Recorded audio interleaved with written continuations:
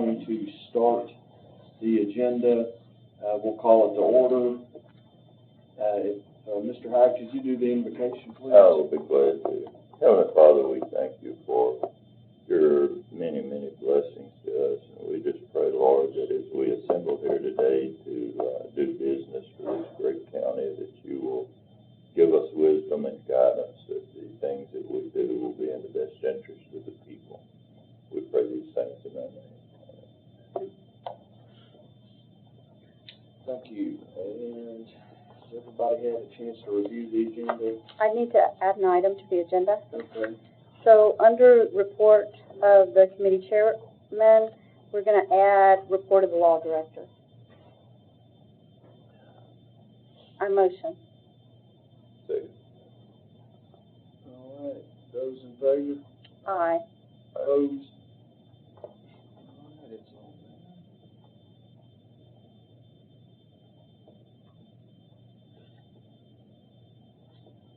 there. Any other additions?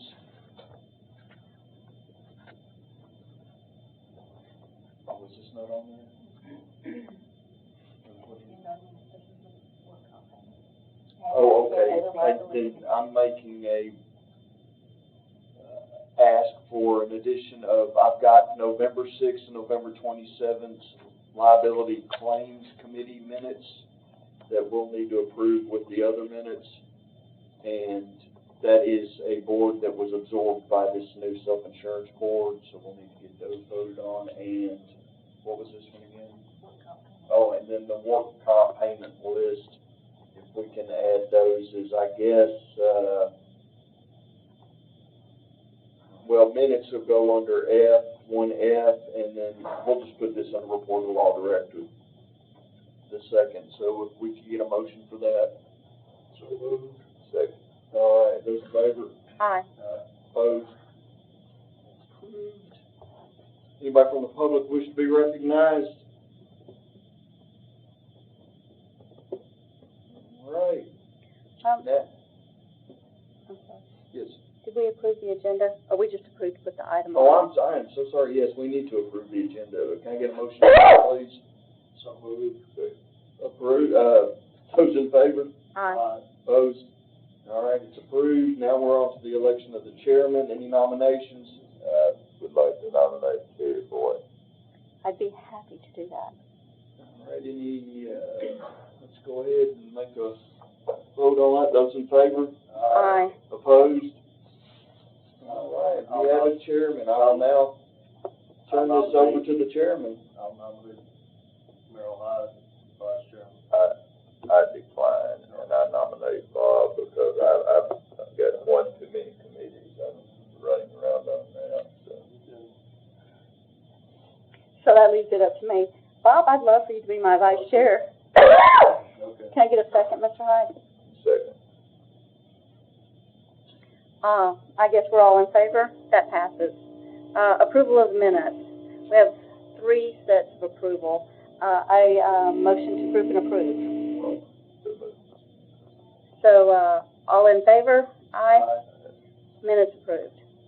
So the next item on the list is the report of the committee chairman. I think we're all familiar that we've combined the 2 boards together now, so we're going to function as a group, as the agenda reflects. If anybody has any questions as we go along, it looks pretty clear how it's played out.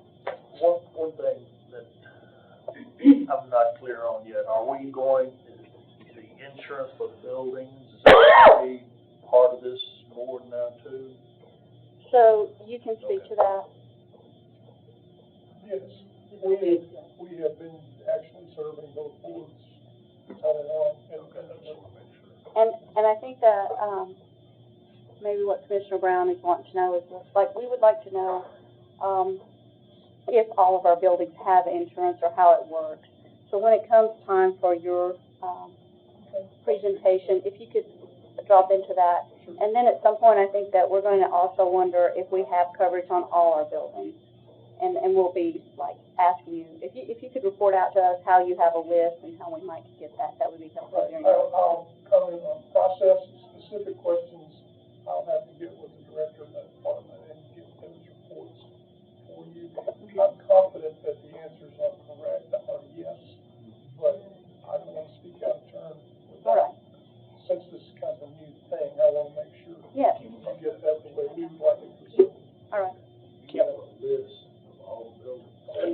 say. That's a step in the right direction. Yeah, so we can address that. Very good. So if you could just speak on it. Yeah. It's updated every year. Yeah, and if you could speak on it during your report, and then we can follow up afterwards to get the documents and stuff. It just for future, if I may, Kim handles quite a bit of that, so a lot of this stuff can be abbreviated and better read if you make your request through her or myself, and we can get in contact with them and streamline this process for you if it helps any. Great. And all the buildings are insured. Actually, I would rather all, we know that one. Did we approve the minutes? Yes, Yeah, we did. yes, we did. We'll get back to that one after the meeting. So that's the end of the chairman's report.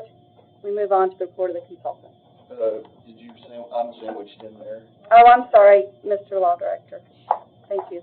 And I've got my trusty Kim White by my side. She knows more about this than me. I'm just a monkey they dress up and send to court. So if you'll give them an update on this, please. The attachments that I've given everybody, the work comp payments, we just need approval, or if you have any questions on any of those. This is the first time I've seen them, Okay. so if you could just tell me briefly what I see. What you see is, I've got November and December, which are the two that have not been approved by a committee. They are broken down into the departments that have injuries and payments that are made from each of those three departments. Board of Education, we still have some of Board of Education's claims that we're cleaning up. Some of them are gonna be lifetime. I understand. Yeah. And then the county general and the highway department. They're broken out into three different categories, and that's what we paid in the month of November and December for those departments for injuries, or bills that came through for those three departments. And so this board is just providing oversight by signing off that we saw them. Yes. That's all. Yes. Okay. Thank you. The education are just the ones that were here before they. Understand. And I do have to collect those payment schedules. Mhm. I shred them after the meeting, so we don't have those floating around. Not because the reports. I've taken the names off, so it's just our department and. So it shouldn't be an issue if they didn't have. No, Yeah. only what she was talking about shredding. No diagnoses, no names are on No there. HIPAA related stuff. And I think that concludes, unless anybody has any questions.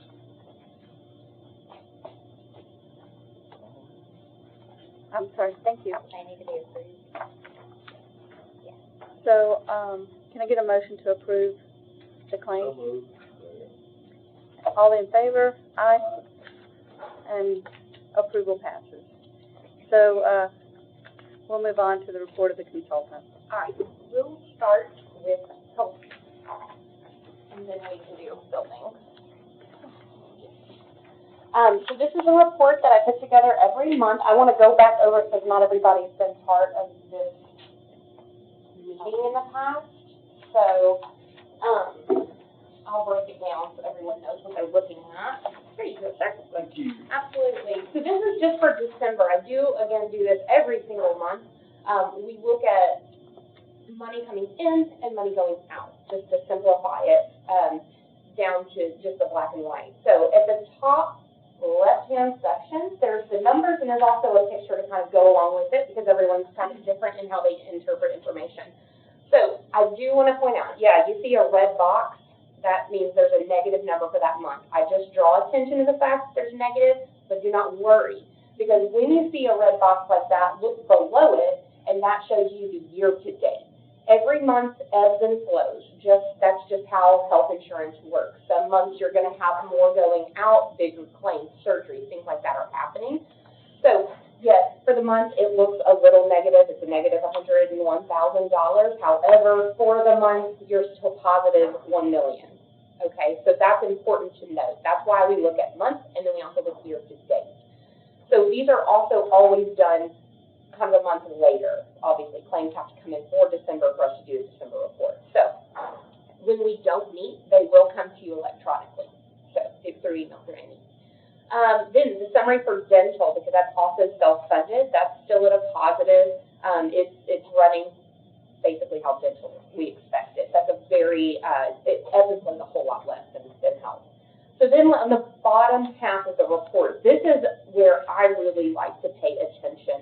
So the left-hand column, or the left-hand section, is our large losses. We track these.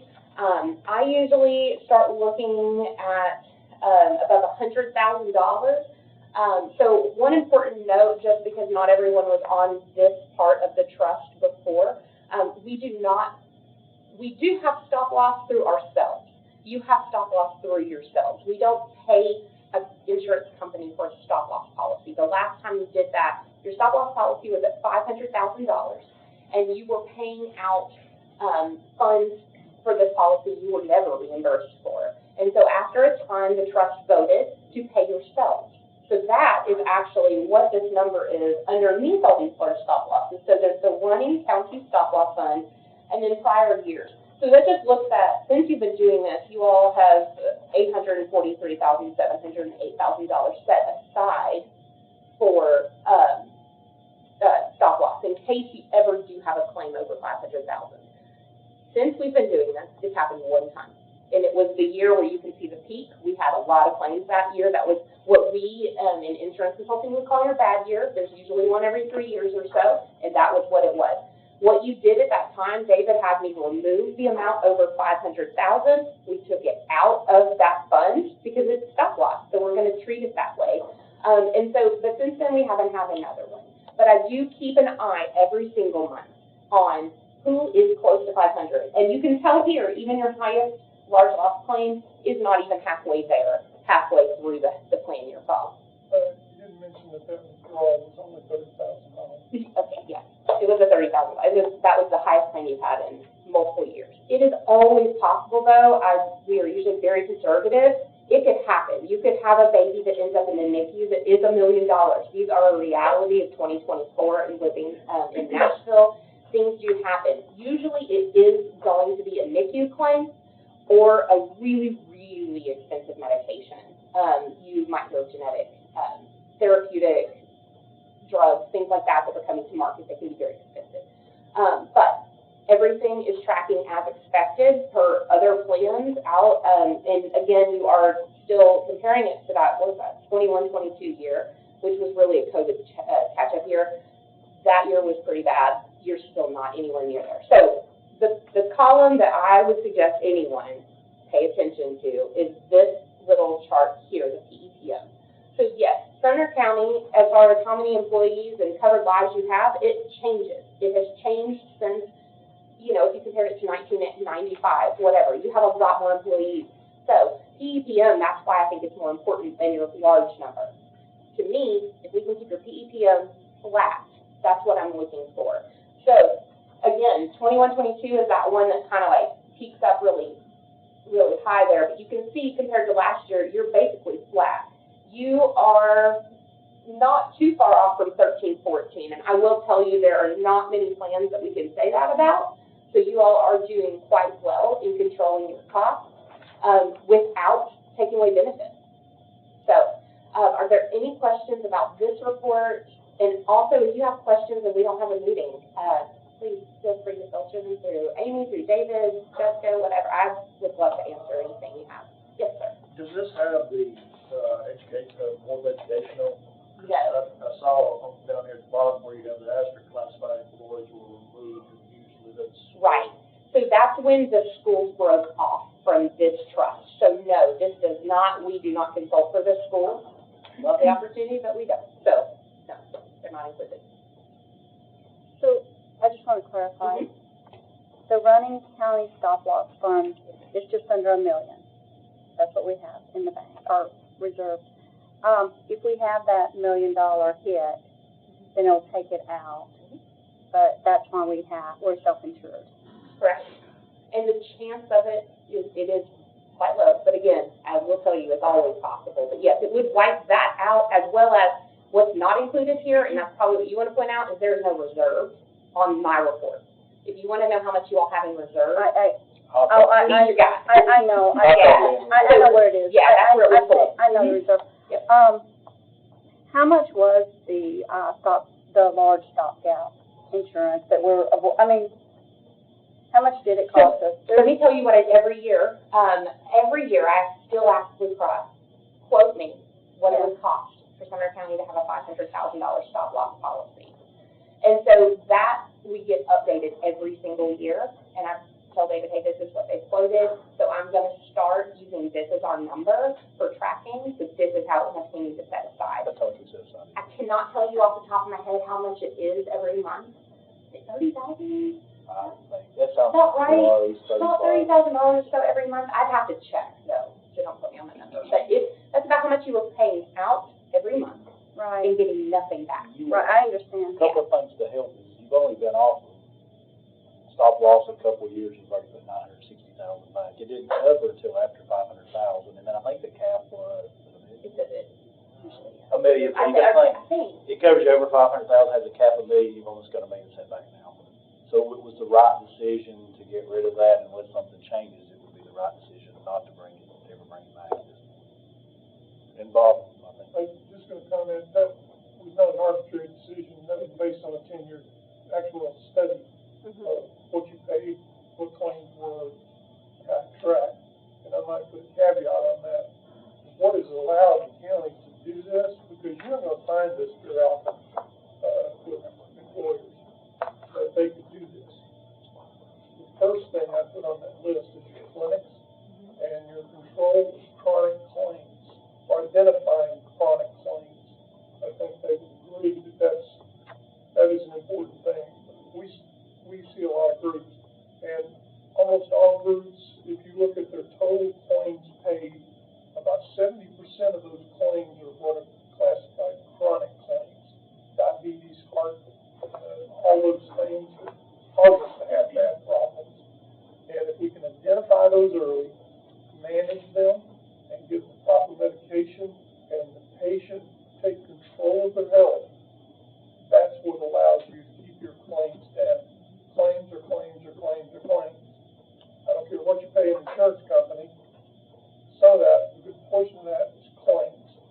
So that's what you control, not what the insurance company gets. Although occasionally that and brokers and stuff is enormous. But that aside, you can't control that. If you control that, you're controlling about 30% of your costs. So our concept here was to let's control 70% of our costs. And your employees need a pat on the back and a thank you for participating and taking control of their health.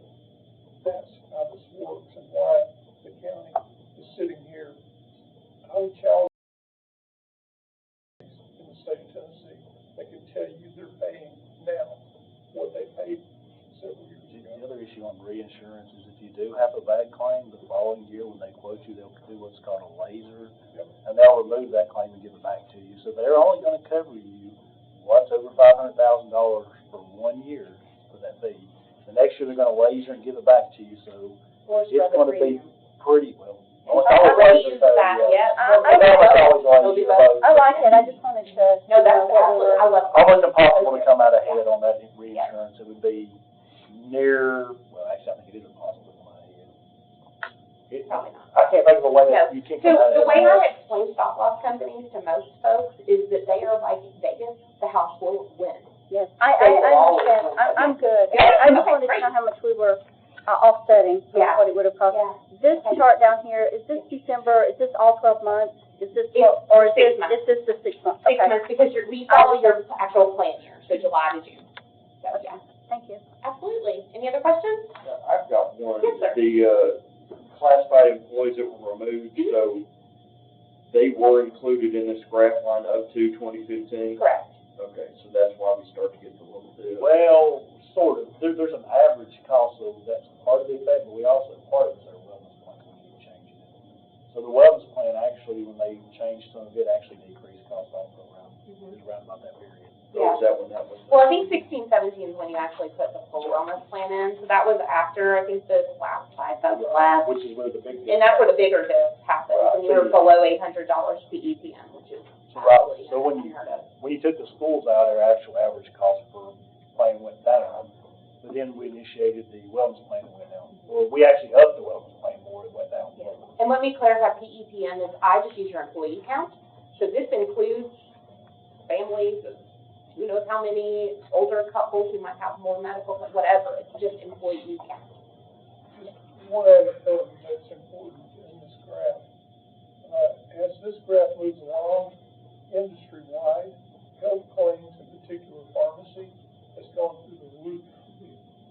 So this is what is also controlling that and suppressing that for your group. So it's a double hit on the industry from you guys. So it's just important to note that. This is not all because your claims went up. Yes, they went up, but they went up above what they were going up because just the cost of all that stuff is going through the sky.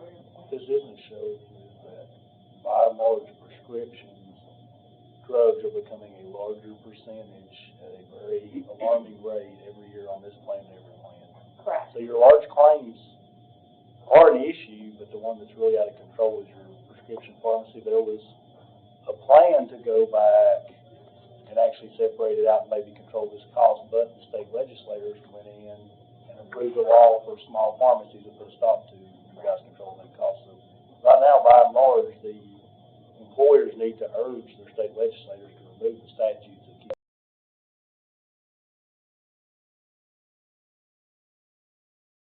Bob can get for us. Yep.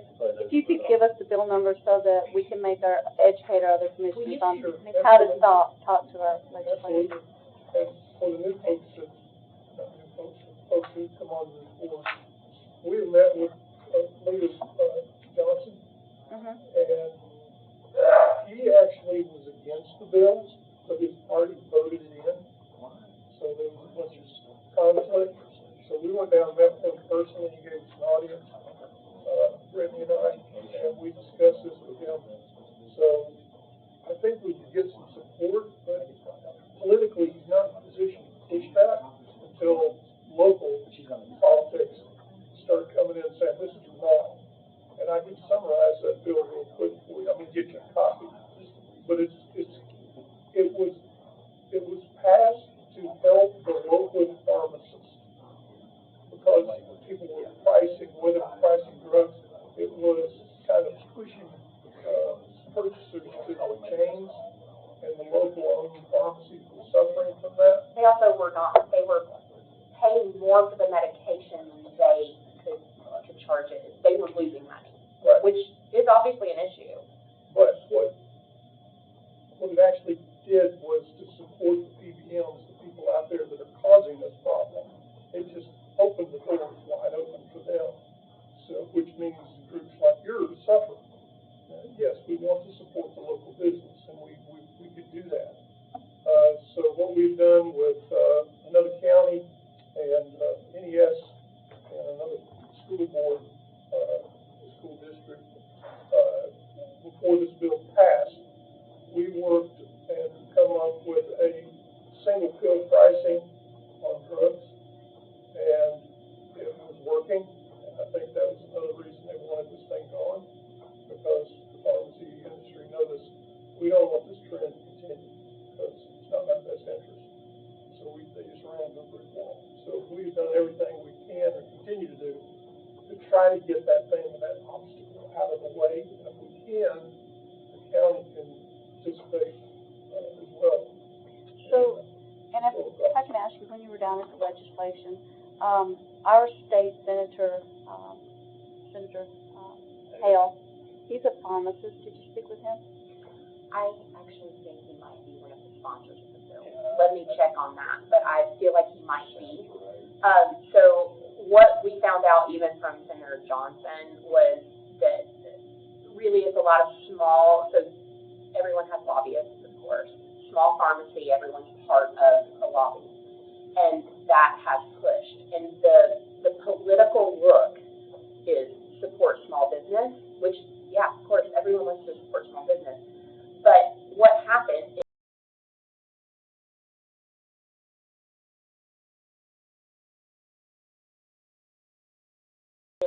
all in one. You cannot make changes that way because it affects things that it really shouldn't be affecting. And so we're missing the point. Pharmacy has to be kind of peeled apart. My goal is that eventually we pay what things actually cost instead of this like just random number. We're going to charge you $20,000 a month for this medication.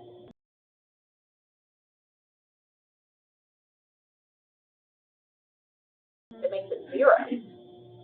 That's the issue that we're dealing with, and they try to make it all in one bill to help support the small pharmacy, which I get. But yes, that's the issue with. I'll check on because the sponsors are always on the bill, so we can look and see. Thank you. But I do think that. Thank you. Yes. And then before we go to one-to-one, can we just briefly understand how you tell us about our building insurance and how that works, the reinsurance, and if you could just give us a brief look into how that works. Well, and I'll just give one sentence here. I think everyone understands that you are self-insured on your work comp and your liability and so forth. So that's all processed through the department to take care of those. And there's funding and reserves and all of that, just like the health plan, okay? Property is not something you really want to self-fund. It's like we've seen tornadoes go through. I mean, it hits 2 or 3 schools. It's a huge claim because we're seeing schools now that the square foot price on schools is just fun. You all know that. So that brings us to the property part of your question. First of all, as far as your database of your property, our staff has been at every location you have. They have been in every building. They have measured, taken pictures of. They know what the walls are, the ceilings are, square footage, HVAC systems. We have to gather all of that data.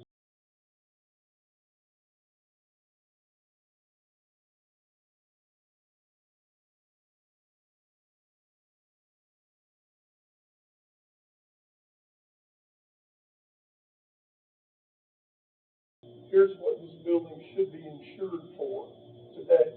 And I want to emphasize, not sell it. The sale price of a location and to build it back today are 2 different animals. A lot of people say, well, we'll just go get an appraisal. You don't want an appraisal. You're not selling the school. You're going to replace it if something happens to it. So this software is designed specifically to come up with insurance values, reinsurance or insurance values. And so then at that point, we have data.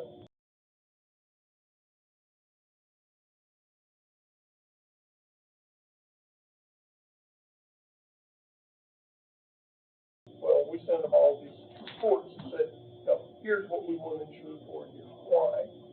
And so that's how we come up with what you all go out to the market and say, here's what we want.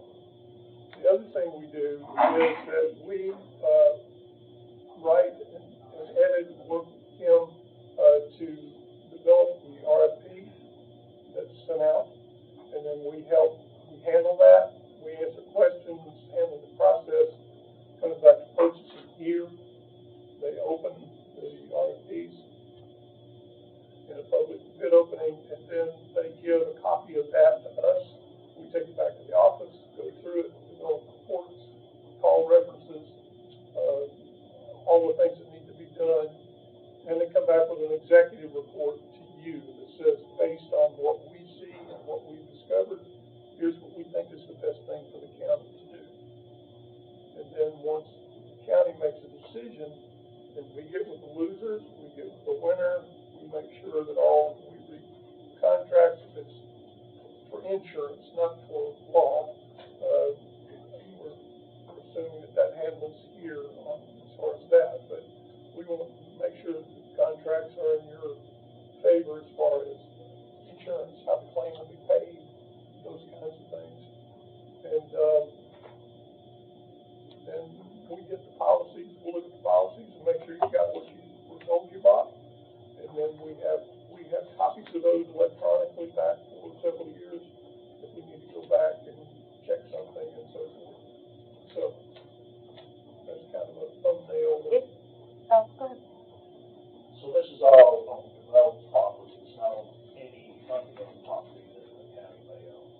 mean just like a piece of land? Just like a piece of land. Correct, because you can insure that with property insurance. We sent out a fixed asset listing to, I think it was Mr. Klein a while back from what we have looked. Well, that's, again, one of the things that we've been trying to get is a list of all county properties. Does not have, It doesn't reconcile to other lists from other. these are ones we have on our financials based on what we can pull deeds and stuff on. So So- if there's property that's not in our name or it's changed recently we don't know about maybe. So we can take that on after this meeting and discuss Talk it. about like the floodplain property that we got down there where. I have-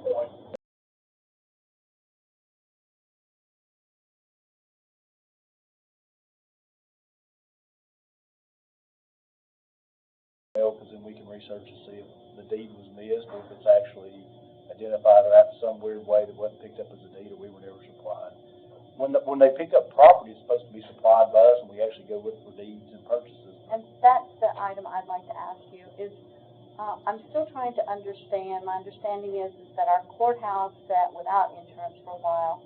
So I'm trying to understand where that breakdown happened and how you are notified and how we get things to make sure we do have insurance on it. So if somebody at this table can explain that to me. Well, once we received that certificate of, it wasn't a certificate of occupancy, but once we received the information from the contractor that it was complete and that it needed to be added to our schedule, it got added to our schedule. It was added to our schedule effective October 16th of last year. So I sat at this table at budget and the law director asked us to give him special permission to write a check for the next day because we hadn't paid. No, that was for the insurance premium. It took a few weeks for us to get the actual insurance premium, but it was active on our policy effective October 16th. So that you knew about. I'm just trying to understand the process of putting a new building on. So it would have went through and you would have known it was coming and you would have had it out there to our providers or in the, because I understand from what you're describing is we have a bundle. Here's our bundle, give us an RFP bid. So we have a new building coming on. That was where they signed the sheet that said that we were. And it would have came to you at some point for you to tell our provider, here's our new item to add to the bundle. We only know what we are See, that one was, notified about. that particular instance was where somebody signed to release the insurance on the building. There wasn't a certificate of completion at the time. That's kind of where that one happened, and I didn't find out about it until after the fact. Anticipation of certificate of completion, and unfortunately, we had it executed on behalf of the county that we were agreeing to their terminating their insurance liability. That's where that 3-week gap came in. And it brought us, what I've understood, have a large reinsurance group like this where we have all of our buildings, we have I think it's so long to have those buildings anyway, is what I was told, but we still have the concern because the sheet signed saying it was being released, I think about 30 or 45 days early, September 17th or something like that. I'm sorry, I think we've blindsided you with this issue. But I'll tell you, the day that I am informed that we have acquired a new property, the insurance company is informed.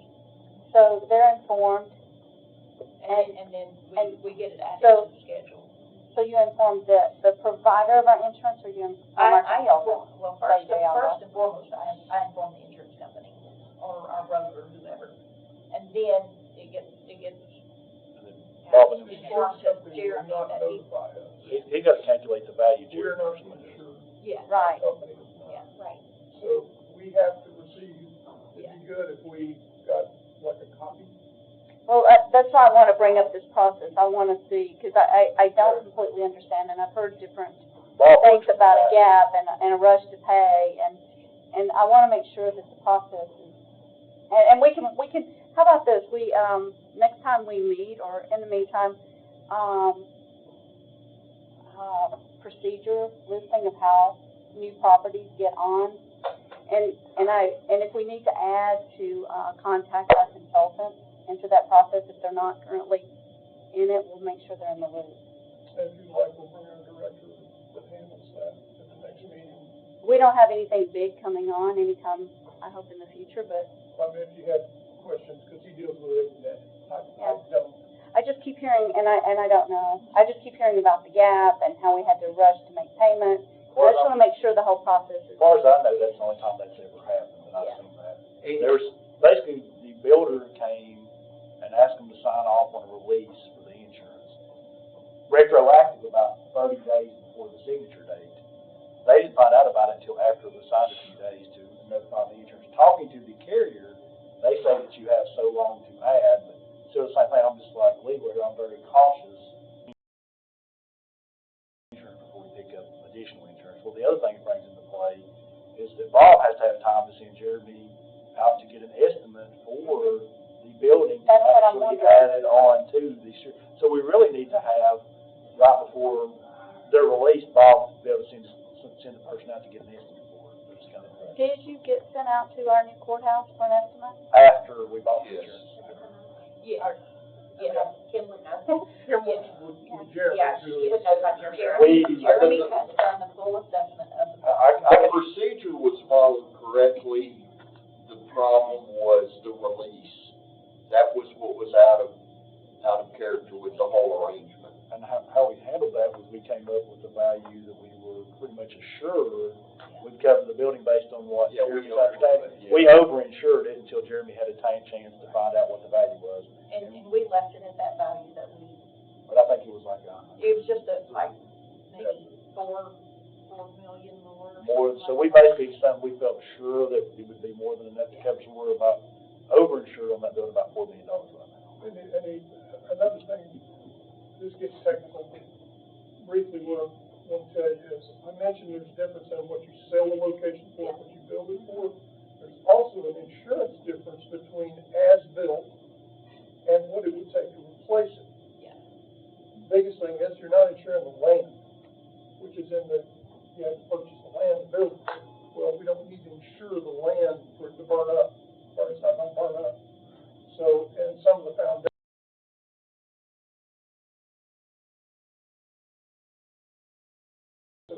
on insurance, so your insurable value could be off a little bit from as-built. We've had boards come and say, well, wait a minute, we paid this much money for this school. We said, could you send us a detailed list of what that includes? And they do, and we go through and say, these are not things you insure, and this is how this works. So it's a bit complicated, but, and we get updates to those values through this software monthly by zip code. So it keeps up with labor costs, material costs, and all kinds of lumber, steel, all that stuff. It sounds like you do a very thorough job. Thank you. We wouldn't have it any other way. If you could just send us the current procedure, and so that we know what's going on, I think that would be helpful for us.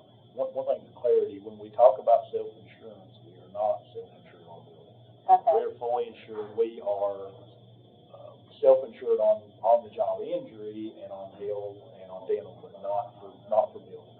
And then liability, we have insurance for, we have, I guess, excess risk on liability. And in commercial insurance, there's different ways. It's not like insuring your house where you have $500 deductible. It's not like that. When you have millions and millions of dollars of property, there's a thing called self-insured risk, so retention.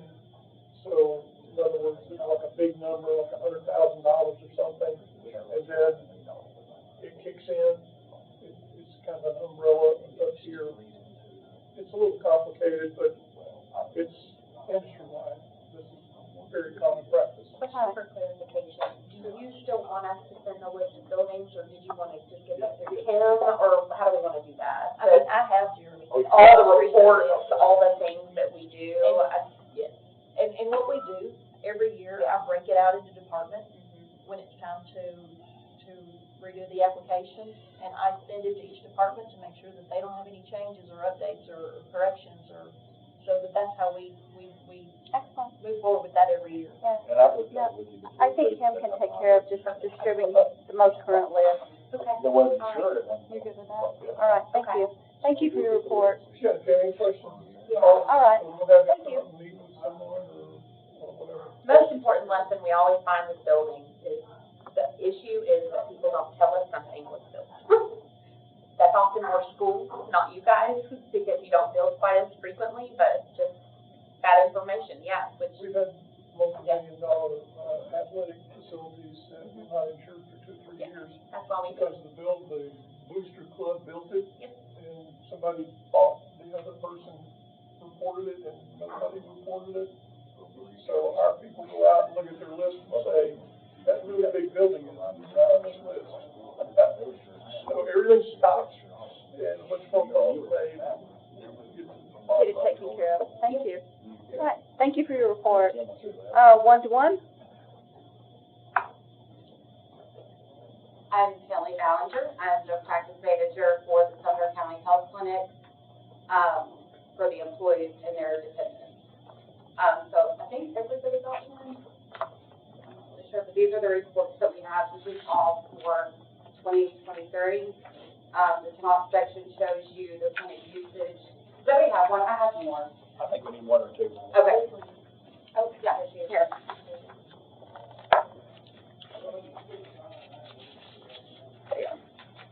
Thank you, ma'am. You're welcome. So it shows your top clinic site usage. The Schaefer Clinic is obviously one of the busier clinics when it comes to the Sumner County government and their families. And then the next is the top clinic visits, walk-ins, sick visits, med refills, and currently the health coaching and behavioral health has been some of our top for 2023. The next section is our patient satisfaction survey results. So Q1, 99, Q2, 97, Q3, 98%, and Q4 was 97%. Just stop me if you have any questions. Is the virtual the type of care? No. Okay. So, Text Care did not go into effect until November. Okay. So, it doesn't really show these. I think, I have to look back on our quarterly that was sent. But Okay, so will it ever be added? it will. Okay, perfect. Okay. I have a question. Yes. I go back to a time when we were at the old utility district building and had just moved to Schaefer. When did all of these other clinics come about? So 1-to-1 took over in 2017. So the Portland Clinic, the Schaefer Clinic, Westmoreland and White House were all there. The Ellis Clinic came on probably 4 years ago, where we were at it's on Dunn Street. What is that building called? Which one? The Dunn Street location where you can, That's the old. is it, okay, Utility. so we're there. And then we moved into Ellis Middle School when they realized that there's a whole section for us, a lot bigger. At one point you had Hunt Club, but Oh, we did have Hunt Club, and then we combined those two. you got shut because of the cost of the rent was very expensive. And this is what I was getting at. And first of all, I guess I need to ask, are you a private organization we contract with, or, okay. And what is your, what's your corporate? 1-to-1 health. Okay. And when did you start working for the county? We came on with the county and the Board of Education in 2017. And now it's just the county. We do both. So these numbers that you see right here are just the government. This is not any of the Board of Education's numbers. It's our cost plus the cost share on some of the other items. Pardon? It's based on the cost of our visits, plus some items have a percentage of a cost share, is how we get billed. Us and the board divide the cost. And how, So why should we be doing the board? We do participation, in other words, they pay for their cost of their visits, we pay for the cost of our visits, and then we have I think it's a contracted percentage on a few items. so let me ask you for clarification on where we're at here. When I look at the first chart and I see a year-to-date total of 4,857, that is just county employees and not Board of Education employees. What is our percentage that we're sharing? 80 to 14? I think it's 8614. I thought it was 8-17, I could be wrong. It changed a couple of years back. And for some reason, I'm not catching what you're saying, I'm sorry, can you? So we pay for certain items as ours directly, we pay for the cost or per visit. And then certain items, we have a percentage that's a breakdown based on what the utilization is on average. And that's like the x-ray machine? Yes. And it was based on the utilization between the two entities, and it was agreed upon probably maybe 2 years ago? Would that be correct? Does that sound right? Maybe 2. Just from blank recollection, we've got the contracts upstairs. And let me, one point of clarification, the numbers, what you're paying them is actually also included on the sheet. And I have it broke down on the financial So, statement. just so you know, the total cost is going into that same fund. I think, Under my report, I'll go through what it's cost so far. because we're kind of like a piece of the partnership between the county now and the schools, because we have a bit of a divide in some areas, but here we're together. I think that for me, if I could see like our joint numbers, because I feel like if I wasn't participating, it would harm schools, and it's back and forth. If I could see like the 4,000 is my county employee numbers, if I could see how much school uses it, so I could feel like, you know, all together, we're in this together. Absolutely. If you could like, the next time you could show us I can, our total partnership, because that's what we have, right? Is it just us? It's just the two entities, right? The county and the school? correct. Okay. If you'll give me just a second, I can tell you there what, It's just so we see, like, you know, we're in a partnership and we only see our side of it. And next time would be fine. We don't have to. okay, They do. I can get that over to If you. that's, So let's just say, based on the clinic usage, just as that one, Board of Education by itself did 23,616 clinic visits for the entire year. so where our number is 4,000 some, theirs is 23 some. But you have to, they've got a lot more. Oh, I know, they have a lot more employees. So when it comes to paying for the cost of the clinic, I understand what Mr. Long is saying, we pay for our actual usage. So I come in and they treat me and there's a clinic visit. But then there's the clinic, and I'll discuss the finances with him later. That's okay, I'm sorry, thank you. We got contracts and bills if you want to see them. Just asking, thank you. Yeah, no, you're fine. Okay, my next question is, who makes the determination as to whether we should open another facility or not? Because that's certainly an expense, could be a major expense to the health program. Do you make it? I do not. Obviously, it would be taken to the Board of Education, the government, to determine if it's needed. To the Board of Education? We would take it to both of them to say, for instance, I'll give you an example. We decided that if we were to install an x-ray machine at Ellis, would it be beneficial? So patients didn't have to go to Premier Radiology, they could come to us free of charge to do an x-ray. We take it to both of our groups and say, do you agree to this cost or this idea? And if they say yes, then we take it to the other one. If they say no, vice versa. So, to whom do you go on the, board side? To the benefits, so Earl Bushong, Amanda Brown, take it to them to decide. I don't know who they take it to after that, but. You guys. We do. See, there's two things. If it's something like that, it comes back to you guys to decide if you're willing to pay for it. Now, if it's like small day-to-day things such as how many flu vaccines they're gonna order, several years back, the board voted to basically give that to me. Do they pay all of it? Like which one? The Board of Education? No, if it's like, say, for instance, the x-ray machine, they'll come to you guys and the board. If you're in agreement, then they'll do it on that agreed split cost. So like the last x-ray machine, and I wish I knew the percentage right off, we paid the 1% and the Board of Education paid the rest of it to put the x-ray machine in. Ellis? It's not. The Ellis. So that's how it's done. If one of these don't agree to it, then it's not bought, but the others agree to pay all of it. And that is one of the items that I wanted to highlight, in that decision on the x-ray machine was made by Commissioner Brown and myself. And I felt like that it needed to go from this board on up to the budget so that everyone is aware that we're making appropriations. Even though at that point it was low. But this is what you've got. Budget and the commission by large they fund each year your insurance premiums based, they come in the actuarials and the cost. This board by the commission was empowered a long time ago to basically run this fund. It's a non-budgeted fund. It's a proprietary fund, so it runs just like a business. We do all the assets and liabilities. So really there's no appropriation involved, and that's why they set it up this way, because you guys would have more time to look at that stuff and study it based on the amount that you got available. Now, if the fund was not self-sufficient, then it would need to go to the, the budget committee and definitely up to the county commission. Right now, you guys are covering your costs, and that's more of a management issue for your board. If you run it up through budget, then you're going to create another layer and really slow down your funds and the budget committee will grow. But to address, Commissioner Hyde's inquiries, he didn't know we were growing clinics, and he didn't know that Bob and I had partnerships with schools in an X-ray machine.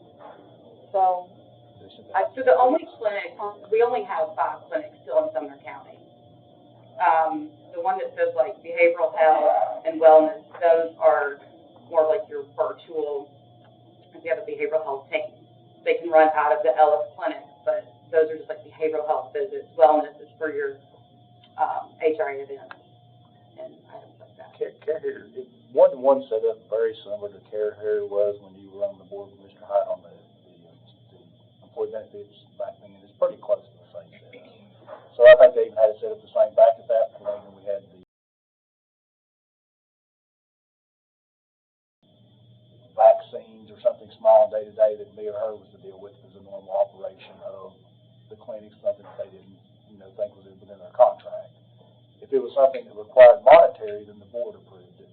Now, the understanding was that the fund was to be self-sufficient, or was to go back several years back to the budget committee and county commission, because at one point the fund did have issues on financing. But that's been the understanding, but there's not really appropriation of this, because the county commission does appropriations for your actual premium, which they pay so much for a family employee plus one when they approve their original budget. So they say we're willing to fund this much for the employee, and they're willing to do that. So it's really back to the board. But, and I understand what Mr. Hyde said, they're not really aware of, but I don't know if you want to run all that through your committee, because it's really going to slow you guys down for the budget and county commission to look at stuff like that. I just don't want anything to be uncontrolled. My next question would be, who pays for all of the flu shots that the Board of Education gives free to employees? But they do. The Board of Education pays for them. And it's no expense to us. We pay for hours only. Because they'll call me each year based on what we did last year. We will do the flu shots for people that are in our health insurance based on what we think they'll use. Because even if you're like one of our participants and you go to one of the walk-in clinics at the pharmacy, they'll cover your amount they're charging back to Blue Cross is actually more than what it costs to go to one-to-one. So we do based on the number of estimates and how many we think we can return if we don't use them. Right. And that's what we do each year. And during COVID, for instance, we had a lot of excess to the next year. I had you guys really ramp down the number of flu shots because everybody quit taking flu shots basically because of the COVID shot. What, 30% of them did probably. We lost about a third of them, I think. But yeah, they pay their own, and we pay our own on things that can be identified. What If I may, I think without sacrificing the efficiency and speed of this board, I think just to be notified of what's going on, this could simply be a commission report from the SID of what's been going on, and I think at least you'll be updated, but you won't interfere with 2 months layers worth of committees and commission decisions, and we can move it quicker. that's what I was coming to the same thought, yeah. Standing committee on the commission report agenda. What would happen if this board said, okay, we don't feel like this White House clinic is seeing enough patients, and we want to close it? And the Board of Education says, no, we want to keep it open. What would happen? We would keep it open for the Board of Education. As far as the price drop for what the county is, I don't know what that would be, but I can ask that. Okay. Absolutely. So our White House clinic is only open 2 days a week,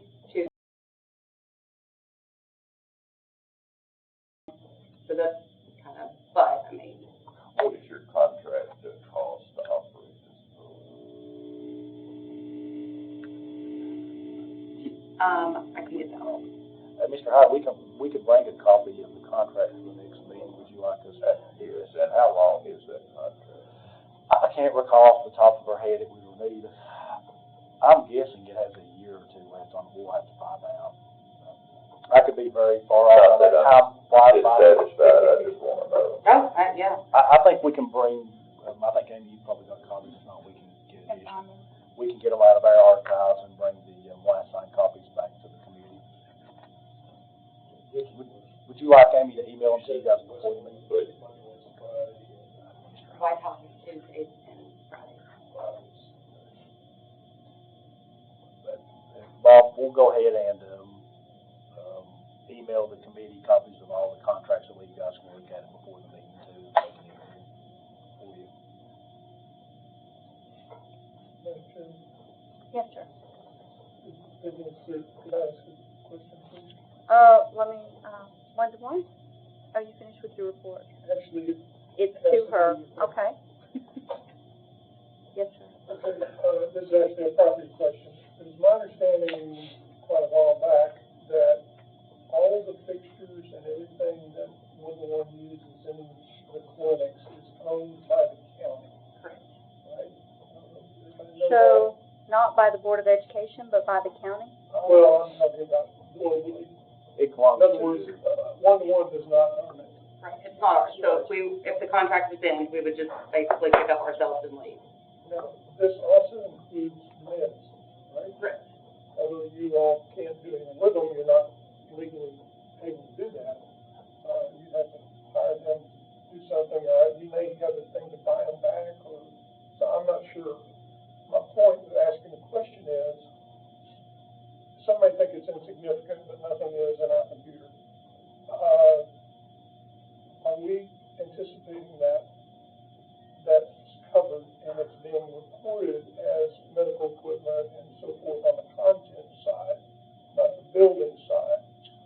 And for two reasons. One is the drugs, and secondly, now that you're talking about x-ray equipment, that's not cheap stuff, and fixtures have to be adapted for that. So They're all in schools, so the schools would probably need to be the one insuring that. That's a good question.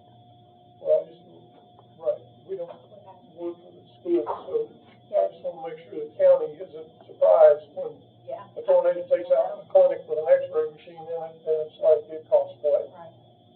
And we're not covered for So, that. Would that be something that, I feel like it's a little bit more of an ask for one-to-one to ask the schools about their insurance? Is that something that we can do? Yeah, from the law office? I mean, schools operate off the Mhm. county taxes, so. Yeah, but there is a big wall between them. Yeah. I know. We do too. All. I do have another odd question, since you're bringing up the x-ray machine, and it doesn't have to do with one-to-one, but I don't want to stop you.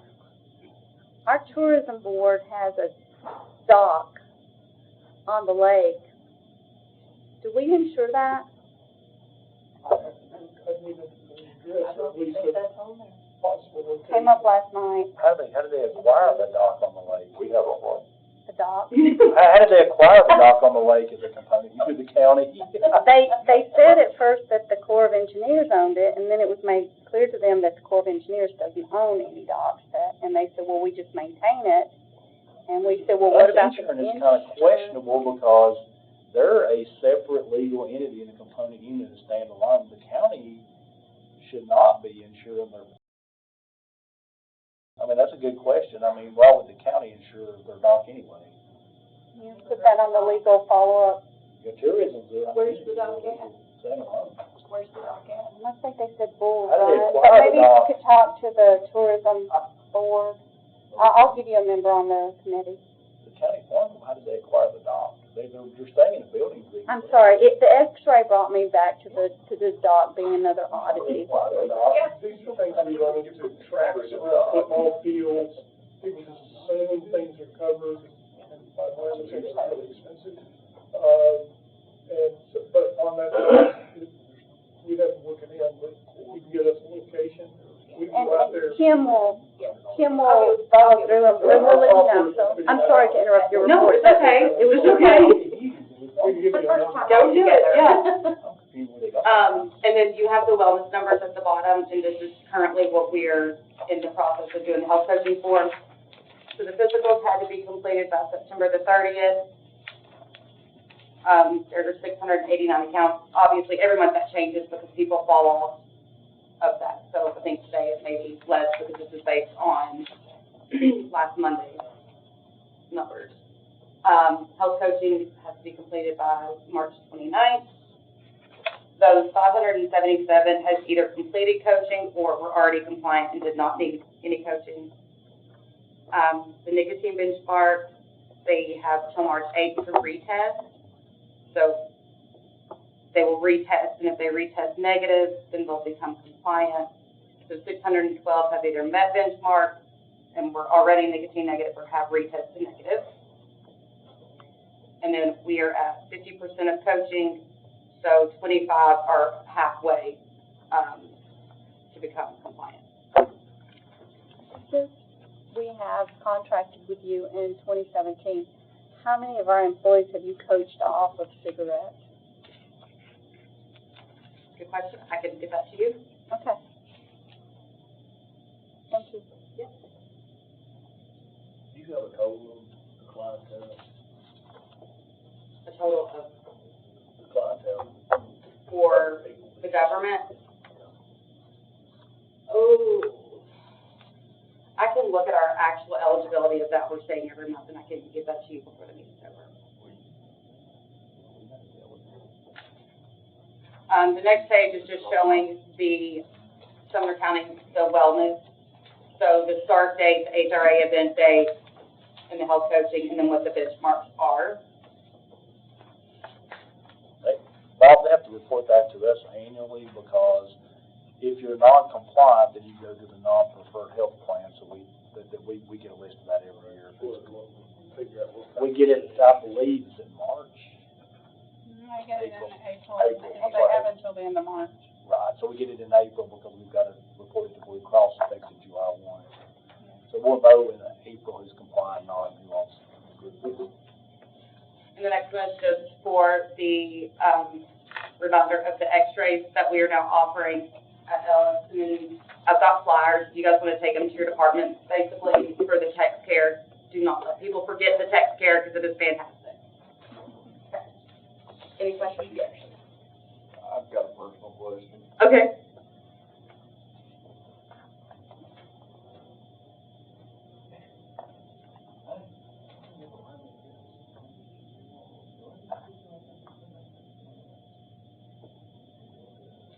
So just to cue us up, I think that we're almost to the end of our one-to-one report out. We'll find out in a moment. The next section we're going to have is an executive session, and that is where we're going to ask everyone to leave the room, and we're going to go over the liabilities for injuries and such, and then we will reconvene.